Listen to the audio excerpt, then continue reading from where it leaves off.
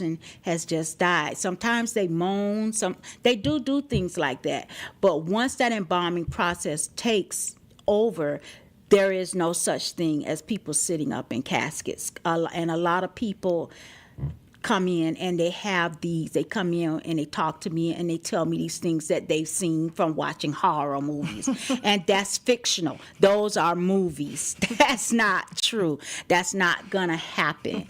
So, and believe it or not, Kathleen, do you know that's one of the biggest misconceptions? I get people that come in to make arrangements and they talk about, I don't want her, I hope she doesn't sit up, or, I don't. No, that's not going to happen. After the embalming process, in the beginning stage of the death, yes, it may happen as things are shutting down in the body. An arm may fly up or what have you. Yes, but once death has taken over the entire body, all organs and everything has now ceased, and then the embalming process takes place, there is nothing else that happens. Good. Yeah, good, right? Good. So everybody, you heard that. There's nothing else that happens after the embalming process. That's it.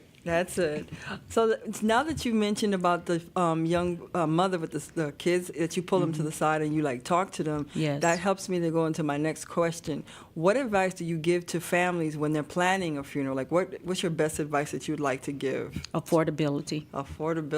Can you expound on that? So basically what I'm saying to them is stay within your budget. Any funeral home, any funeral profession will work with a family. We work with families. That's what we do.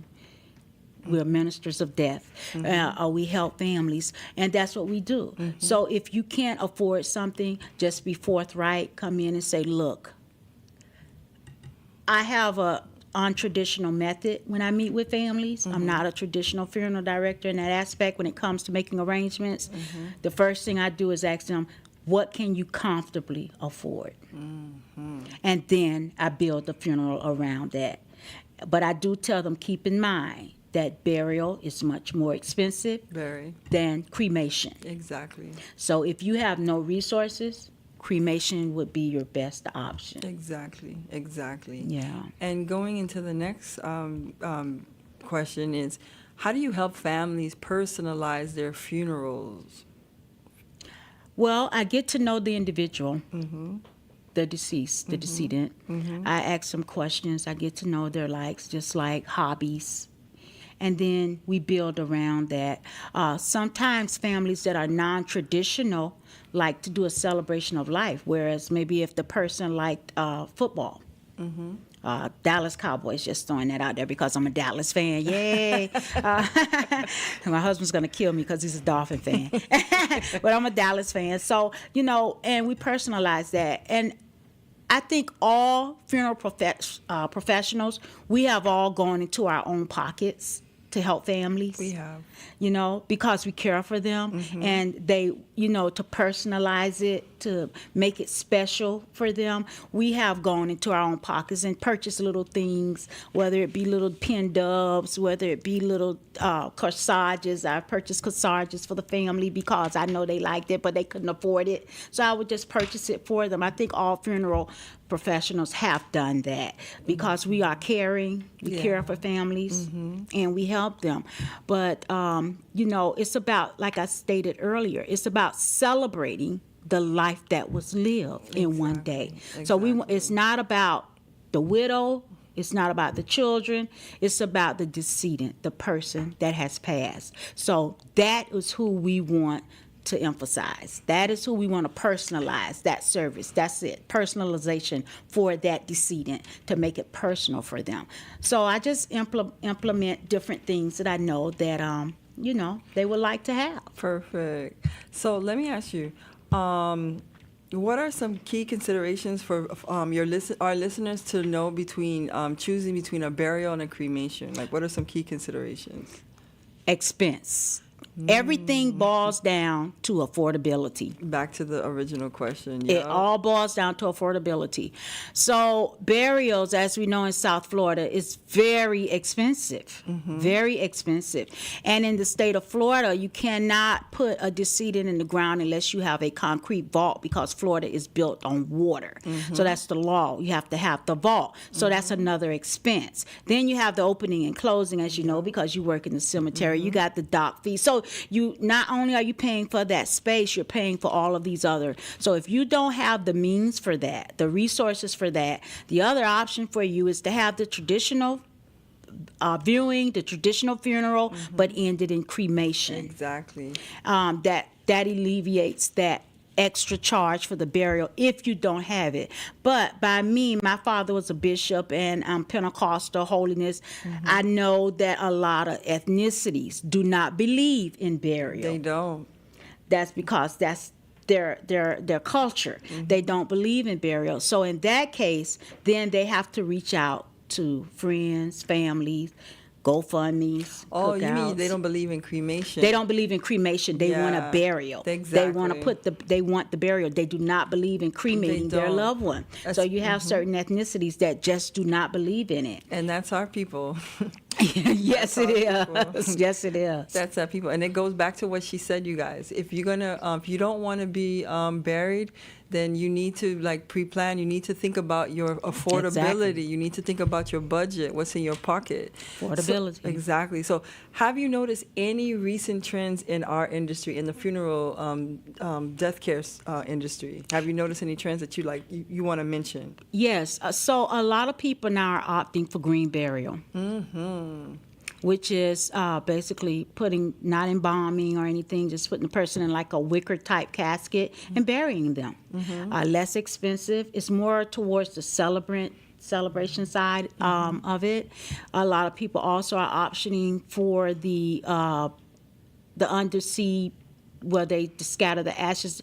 They put the ashes in side of these. They make turtles or different things out of concrete with them ashes, and they place it on the reef in a reef, exactly, in South Florida. Right. And they put it. It's I think it's Neptune Society, and they place them, and they can pay for the placement on different places, and you can see it as you travel out on a boat. You can actually look down. It's mimicked after the Atlantis, the Lost Sea of Atlantis. Exactly. It's mimicked after that. I personally love that. To me, it's just beautiful, especially when they scatter the roses in the water. Yes. And then you have some people that just do scattering at sea. So let us ask, what are some challenges you face in your profession? Burnout is basically number one. So it took me a long time to learn balance. And when I had the heart attack, that's what taught me balance. Because you have to balance. You have to take time out for yourself as a funeral profession. So what I do is I have my days where I do my spa day, my nails, my hair, my lashes, and all of the diva things. I do my shopping, retail therapy. You have to take time out for yourself, even if it's in the day, because I work for myself, so I work from my house. But what I do is I will stop, and then I just take a couple of hours off, and I go to the grocery store to get away from the darkness for a moment, and then I come back into it. So you have to do that. Also, I'm into aromatherapy, smells, lavender, things of that nature, incense, candles, and those things. Okay. Now that you mentioned that you're now certified as a grief specialist? Pre-planning specialist, No, funeral. You mentioned that you certified in assisting families with grief? Grief facilitator. A grief facilitator. Yes. So how do you cope with the emotional aspects of your job? God keeps me grounded. Okay. God keeps me grounded. And as I stated earlier, it's a ministry. So by me helping others, It's a ministry because I, as a grief facilitator, to think of activities for them to do, to do that. A lot of funeral homes. So far, I haven't had a funeral home. Only one funeral home has contacted me to hold a grief facilitator session for them. But I don't know why a lot of funeral homes are not into that. But it helps the families heal. And it's just like a checkup. It's like an annual checkup. So they come back and we sit in a circle, not in a room where the funeral was held in the chapel or have you, but maybe in the kitchen, wherever they have a room, and we can put chairs around and we talk. And if they don't want to talk, then we just do activities. Oh, okay. Oh, that's pretty neat. Yeah, just to make sure that they're healing correct, that they're grieving correctly, so that it doesn't turn into complicated grief. Oh, what is complicated grief? Complicated grief is just what it is. Complicated grief, which remember I was telling you about health issues. It starts with mental. We don't want people committing suicide because they go through a lot of emotions. I think all of us have lost someone. We have. And it hurts. It does. It hurts. And it's a scar that never goes. It's a sore, a canker. All it does is that it heals, but that scar is going to always be there. So we want to make sure that that canker is healing in the right way, that it gets the scab, then after the scab, then it has, we put the ointment. So that's me. I'm putting the ointment, and we're just making sure that it heals correctly. Okay. Because the scar is going to be there, but we just want to make sure that it heals correctly. Okay. What's the most rewarding part of your job? Helping people. Helping people. Helping people. Being there for them during their darkest hour. Being there for them.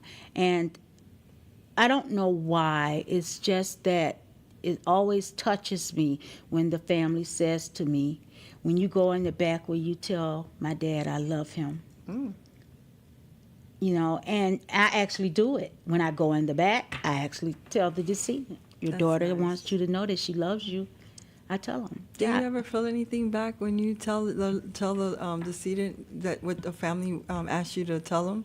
I feel, yes, of course. Like, I cry. I cry with my families. I cry with them. I think it lets them know that I'm human. Yeah. Because, back in the days, a mortician was the thin, tall person that looks like a zombie, So now you have the more traditional. Like the monsters. Yeah, the movies have painted such a ideal for people of how people look, But we're like very rigid and and it's not like that. It's not. Look, you got we wear our weaves, I wear my blonde hair, sometimes green contact. We bring the light to it. But yes, I hurt, I cry, and I feel because I feel them. That's why I'm able to help them. And I think all funeral professionals will say that there is a bond. And first and foremost, it's an honor for a family to choose you to service them. Yes, absolutely. That's an honor. Because out of all the people at all locations in the world, they chose you. So I take that very highly, and I give concierge service to my decedents and my families. Perfect. And then my final question, is there anything that you would like the listeners to, is there anything that, rephrase it. What do you wish more people understood about what you do as a funeral director, as an embalmer? Well, basically, I don't have an issue with that with families because I'm very transparent with my families. But I would like to say this. What I would like to tell anyone that's listening, pre-plan. Because, as I said, going back to step one when we first started talking, it's all about affordability. Funeral prices, burial prices are going up every year. Yep. So what I think the misconception that people don't understand is that by pre-planning, you're locking in the rate at the rate that it is now, and it does not go anywhere.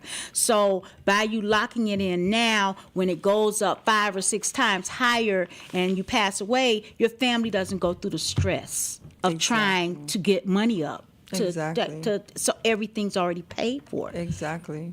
Exactly. So this is it, guys. You heard it from Miss Sarah Noble. According to the Gospel of Sarah, she told you what it is, Bless guys. all of you. She told you guys what it is to plan for your funeral arrangements. This is a person who's been in this business 40 years. So when you fight with us counselors, and you think that we're lying to you, she told you from the jump. So you guys have to be sure to save, save. If you want champagne wishes, you got to make sure you save. You put money aside for that, champagne, for that Moet, for that Veuve Clicquot, for that Bel Air. So you are listening to Chat with Horse and Carriage. Yeah. So you were listening to Chat with Kat. And Fan, exactly. So she knows, guys. She knows. I want to thank Miss Sarah Nobles for coming on the show. I want to thank the listeners. Thank you guys for spending the 30 minutes with us, hearing about this topic. We will see you guys next week. You were listening to Chat with Kat. I was your host, Katleen Barreau, at WSRF 1580 AM, and we will see you next week. Bye-bye.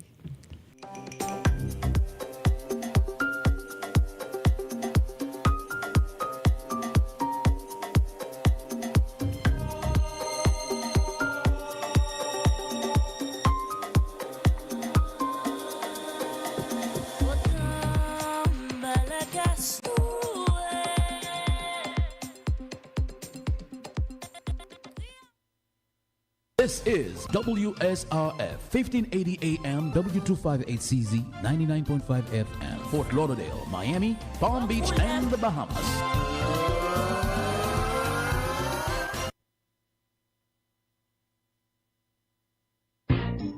Tout le monde rêve vivre dans une belle caille bien confortable. Mais est-ce que vous connaissez en pile fois c'est pas